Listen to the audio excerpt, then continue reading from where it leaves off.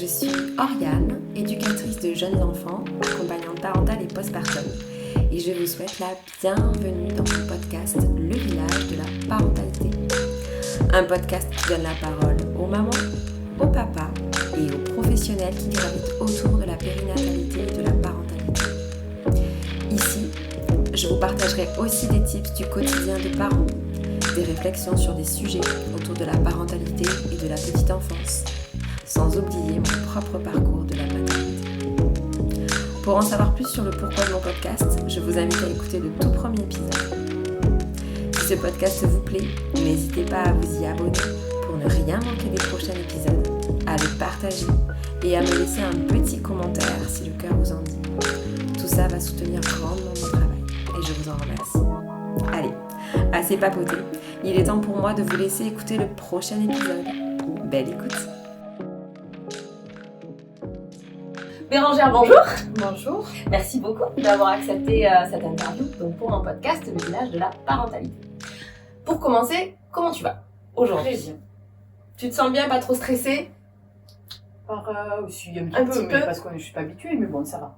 Alors, pour démarrer, je voudrais que tu puisses, toi, te présenter en tant que femme, en tant que mère, et bien sûr en tant que professionnelle, avec tes mots. Alors, donc j'ai 46 ans, une petite fille de 5 ans et demi. Donc voilà, je suis toute seule, une maman toute seule. Donc voilà, donc je suis réflexologue et en même temps je travaille à mi-temps dans une boutique de vêtements à Nérac. Donc voilà, les deux sont bien parce que du coup je n'ai pas de routine. Puis voilà. Ok. Est-ce que tu peux nous dire un petit peu, en quoi consiste ton métier de réflexologue? Qu'est-ce que c'est, être réflexologue? Alors, être réflexologue, c'est... il faut aimer aider les gens, prendre soin des gens. C'est ce que moi, j'aime faire. Et après, réflexologue, c'est un métier qui est assez passionnant parce qu'on peut se spécialiser régulièrement. Moi, je fais au moins une, voire deux formations par an. Donc, j'ai commencé par la plantaire où j'ai fait 2 formations. Ensuite la palmaire, ensuite la réflexologie faciale en Vientiane, qu'on peut faire soit en bien-être, soit en beaucoup plus thérapeutique. Et la réflexologie, en fait, sous les pieds, sur le visage, sur les mains, on a une cartographie qui représente du coup tout notre corps. Et donc, on stimule des zones de réflexe. Voilà, et à l'aide des terminaisons nerveuses, ça aide aux organes, on rééquilibre le corps. D'accord. Voilà. Alors du coup, pour qu'on puisse un peu mieux comprendre, pourquoi les gens viendraient te voir? Qu'est-ce qui peut amener quelqu'un à se dire « Tiens, je vais aller voir une réflexologue ». Alors on peut venir juste pour du bien-être, tout simplement, pour se relaxer. Dans la vie de tous les jours, je pense que c'est très important, que ce soit pour des adultes ou pour des enfants, c'est très important d'être relaxé. Donc déjà on peut venir pour ça, puis après ça peut aider pour certaines douleurs ou manque de sommeil, des migraines. Alors toujours en accompagnement avec une médecine, en fait ça ne remplacera jamais une médecine et je ne donne jamais de diagnostic en fait. Voilà. Et voilà, c'est toujours un complément et ça peut apporter que du bien-être. En fait, ça ne peut pas, voilà, ça relaxe et puis voilà, déjà quand on est relaxé, on est moins stressé. Et tout est un peu plus facile. D'accord. Et du coup, qu'est-ce qui t'a amené? Pourquoi tu as voulu faire réflexologue? Alors là, c'était un changement de métier parce que j'étais dans la restauration. Ok. Mais après, le bien-être, c'est quelque chose que je veux faire depuis très très très très longtemps. J'avais jamais franchi le pas.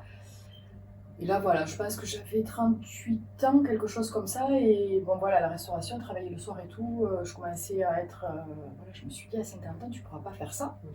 Donc voilà, ça a été une petite reconversion, mais voilà, j'ai tout fait très lentement, en fait. Voilà, j'ai commencé par la plantaire et le reste a suivi, mais c'est, voilà, tout petit à petit, voilà, une petite reconversion. D'accord.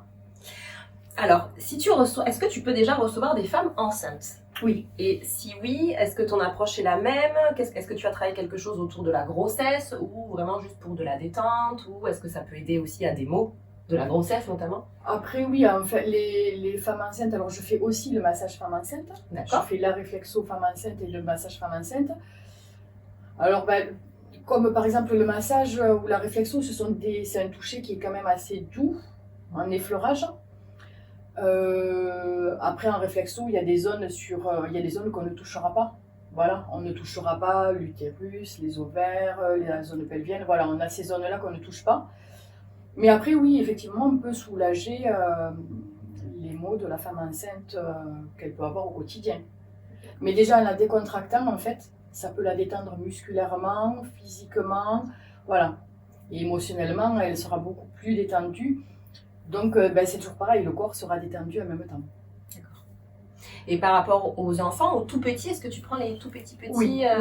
J'ai fait une spécialisation nourrisson. Donc oui, sur les bébés, on peut commencer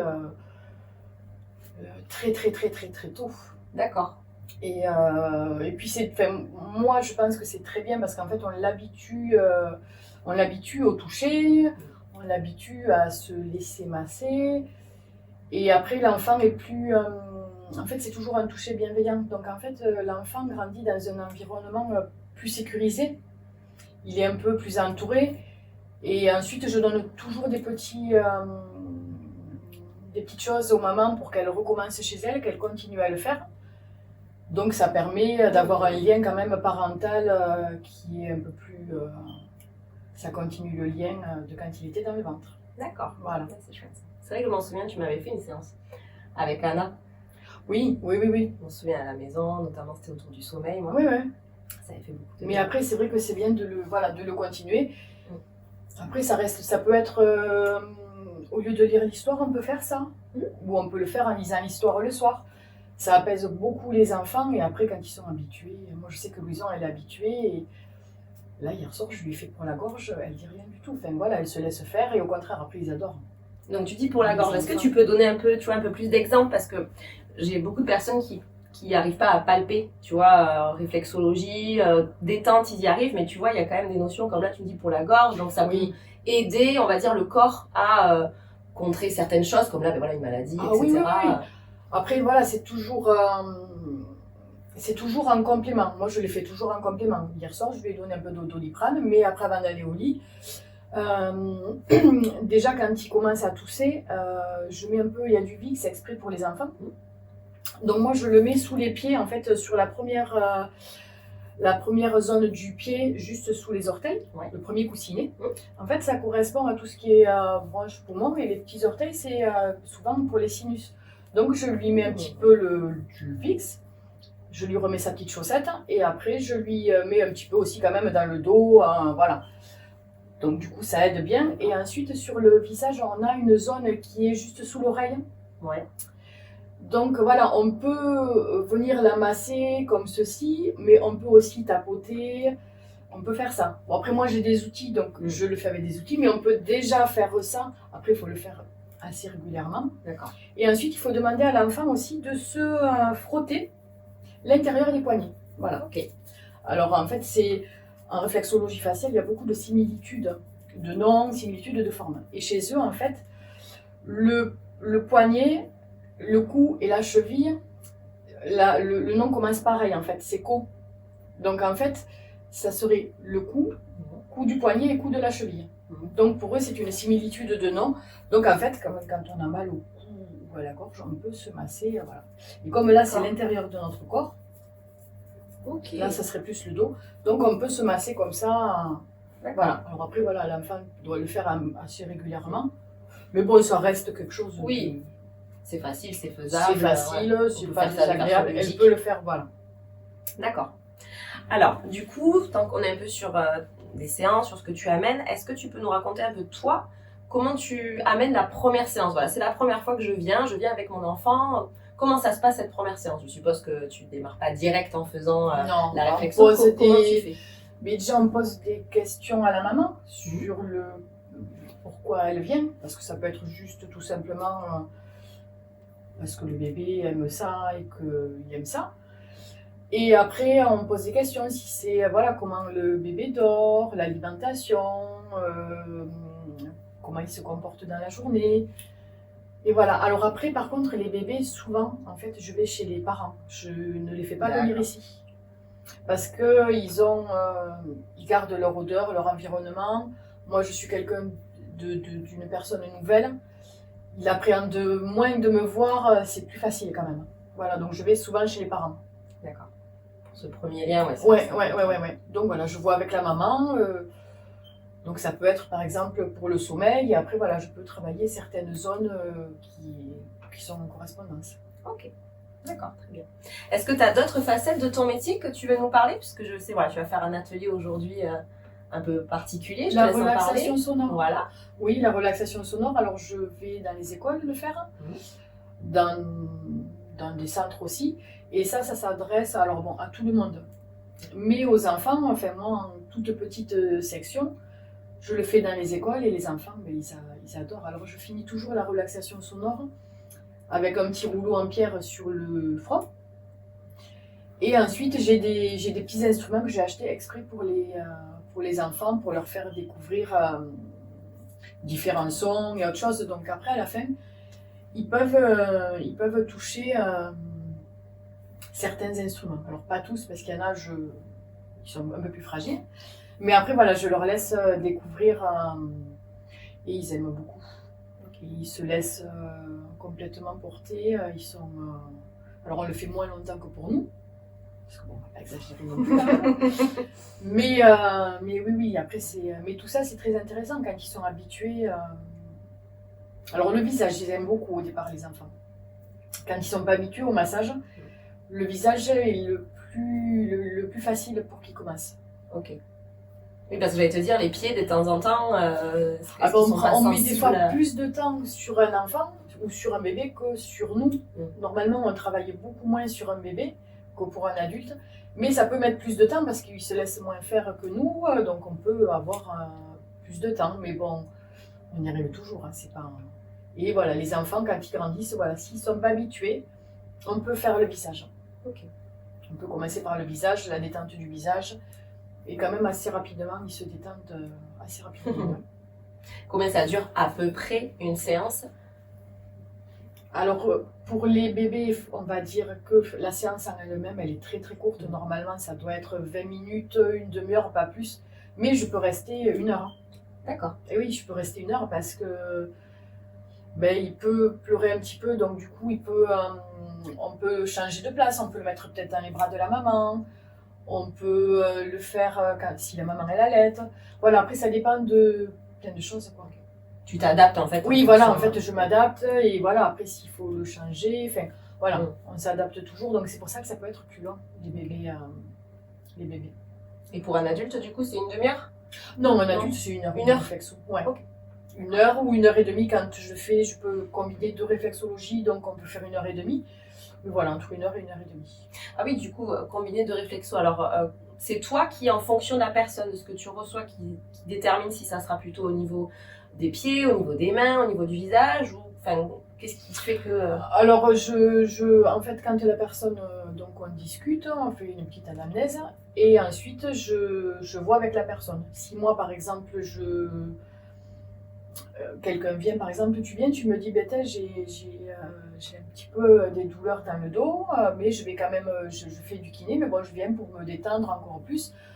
Donc moi, par exemple, je te dirais que j'opterais pour une petite réflexologie plantaire, et je terminerai par le visage.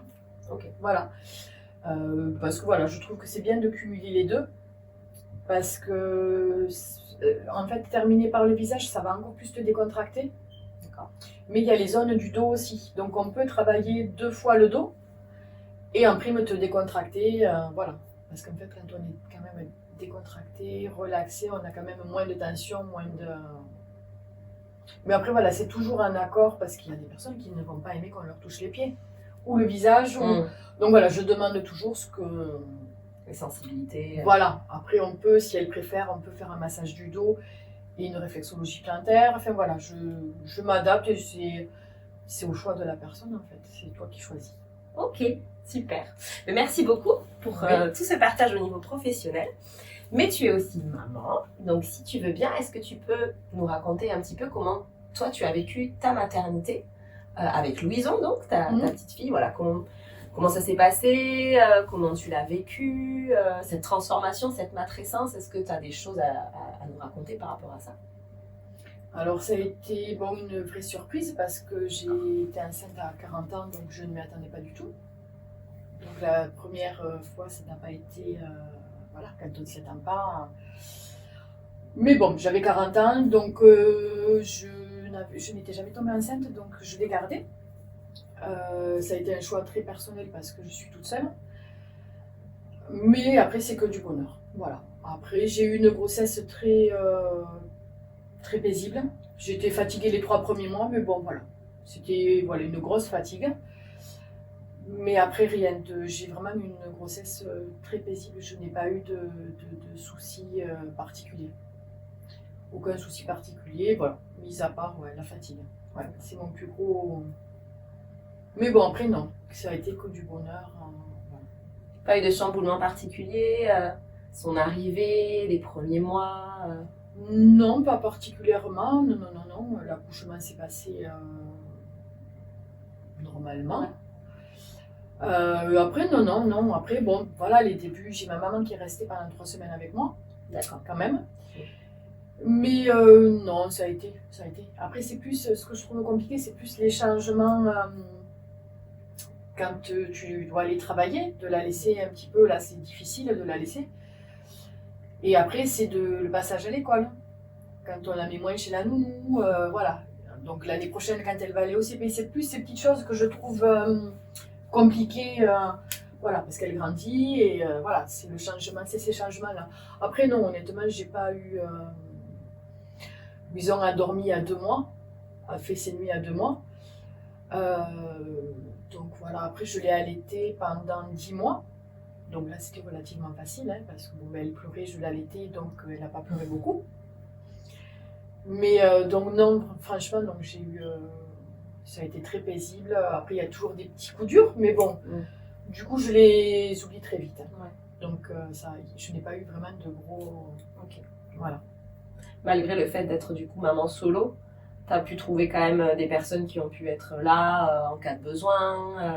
Imaginons que tu travailles, mais Louison a été malade, tu avais du relais s'il y avait besoin ou... Après, si jamais la nounou pouvait, si elle pouvait, elle la prenait. Voilà. Si voilà, c'était pas des maladies hyper contagieuses, voilà, elle la prenait. Après, voilà, en étant réflexologue, si jamais elle était malade, je pouvais travailler avec. Parce que dès qu'elle est née, en fait, je travaillais déjà avec elle, je mettais le petit couffin avec moi. Donc même quand elle est malade, en fait, je peux me permettre de travailler. Et si jamais vraiment elle est malade, je l'amène même au magasin. Voilà. C'est arrivé l'année dernière. D'abord, elle avait 42 fièvre, mais elle est venue avec moi au magasin. Voilà. C'est partie du quotidien. Oui, voilà. Mais après, du coup, c'est pas. Alors quand ça arrive, je dis pas que c'est pas facile, voilà. Mais après, bon, après ça va. En fait, ce ne sont pas des choses que je garde en mémoire, les difficultés. J'arrive à les occulter assez vite et voilà. À garder que le positif. Ouais, j'arrive à faire ça, donc voilà, je ne vois pas de...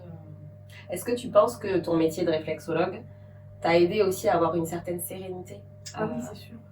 Parce que c'est ce que, voilà, dans l'échange que tu me dis, c'est ce que je ressens quand même, tu vois. Oui, j'étais... en fait, ça m'a aidé à... En fait, la réflexologie, souvent, quand je fais de la plantaire, par exemple, je mets un casque sur les oreilles des personnes, ça les aide à partir quand même plus rapidement, parce qu'autrement, on discute et c'est pas le but, en fait, vraiment.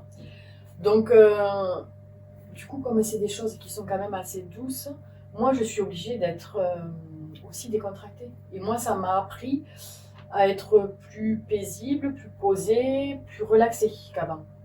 D'accord. Donc oui, à moi, ça m'a quand même apporté aussi de le faire. Oui, beaucoup. Hein. Ma maman le dirait, mais elle me l'a dit. C'est vrai? Oui, elle a senti une différence? Ah oui. D'accord. Oui, elle me l'a dit. Hein. Je suis beaucoup plus patiente. Bon, après, je vieillis aussi. Donc en vieillissant, il y a l'âge, je pense, qu'il fait aussi. Mais oui, non, elle me l'a dit, oui. Que j'étais quand même beaucoup plus patiente, beaucoup plus paisible qu'avant. Je ne m'énerve pas comme avant. Voilà, je prends les choses différemment. Oui, non, ça m'a beaucoup aidé à moi aussi. Oui, donc ça c'est important pour à entendre aussi en tant que maman, tu vois, à se dire, bon, quand on n'en peut plus, qu'on est submergé, qu'on a besoin de relâcher, à venir te voir, à faire une séance ou d'autres, ça fait du bien. Ça fait du bien. Ouais. Après, je me le fais aussi, parce que bon, ben voilà, j'ai des moments où je suis quand même très fatiguée, où c'est pas facile, mais voilà. En fait, bon, sur moi, je me fais des formules de points en réflexologie faciale. C'est le Tien Shan, donc il y a beaucoup de formules de points. Alors, tu peux nous expliquer formules de points? Des formules de points, en fait, ce sont par exemple, Il y en a beaucoup pour la femme enceinte. Il y a plusieurs pour la digestion, pour le sommeil, il y a plein de choses comme ça. Moi, par exemple, en ce moment, je me fais celui pour la fatigue. Voilà, c'est un protocole de points qu'on a sur le visage. Et alors, enceinte, on ne peut pas le faire, mais moi, par exemple, je me mets des patchs. C'est des patchs aux huiles essentielles. Donc, en fait, je me fais ma petite formule de points sur le visage, je me mets les petits patchs. Je les garde minimum 3 heures. Donc, en fait, ça continue l'effet que j'ai fait moi, ça le continue. Et voilà. D'accord. Mais après, honnêtement, le Jianshan c'est quand même très proche du cerveau. Donc, en fait, les terminaisons nerveuses envoient plus rapidement au cerveau ce qu'il faut faire. Et du coup, ça peut nous changer. Mais pour la fatigue, c'est quand même très, très bien. D'accord, c'est bon à savoir. Après, pour les femmes enceintes, il y a plusieurs formules. Enfin, voilà. On peut le faire même au bébé. Alors, on ne prend pas les mêmes outils. On le fait qu'avec les doigts sur les bébés. Mais voilà, c'est des petites choses. Quand les mamans viennent, je leur donne aussi ces petites choses pour dormir. Où est-ce qu'elles peuvent faire, dans quel sens, comment faire. Voilà. Okay. Très bien. Merci beaucoup, Bérangère. Avec plaisir. Alors, j'aimerais bien, pour terminer, que tu nous partages une phrase, des mots que tu auras envie de transmettre aux futures mamans et aux mamans qui nous écoutent. Quelque chose qui pour toi est important à transmettre à des futures mamans et à des mamans. Qu'est-ce que tu auras envie de leur dire? Notamment pour leur maternité. Alors après, prendre soin d'elles, en fait. Dès qu'elles peuvent, mais après, ce qu'on leur dit souvent, en fait, c'est ça, c'est de se reposer. Et dès qu'elles le peuvent, essayer de prendre soin d'elles en se faisant soit masser, soit, voilà, alors ça peut être de la réflexologie. Après, il y en a d'autres, ça va être autre chose. Mais en fait, être relaxé. Plus on est relaxé, plus... alors, les petits coups durs de la vie vont être là, les petites douleurs vont être là. Mais c'est quand même plus facile à accepter quand on est relaxé, décontracté, que quand les douleurs physiques vont aussi se détendre, tout va être... voilà. Prendre soin d'elles, voilà. Prendre soin d'elles et comme elles prennent soin d'elles, donc le bébé aussi est quand même moins... toutes ces tensions, le bébé le ressentira moins, quoi. Mais voilà, être bien dans son corps pour être bien dans sa tête. Mais c'est complètement sans plus. Parfait, j'adore Voilà. pour terminer. Merci beaucoup Bérangère d'avoir pris ce temps. Donc surtout, n'hésitez pas, si vous avez des questions par rapport à la réflexologie, n'hésitez pas à m'écrire, je transmettrai à Bérangère pour que vous puissiez répondre. Merci beaucoup, merci Bérangère. Avec plaisir.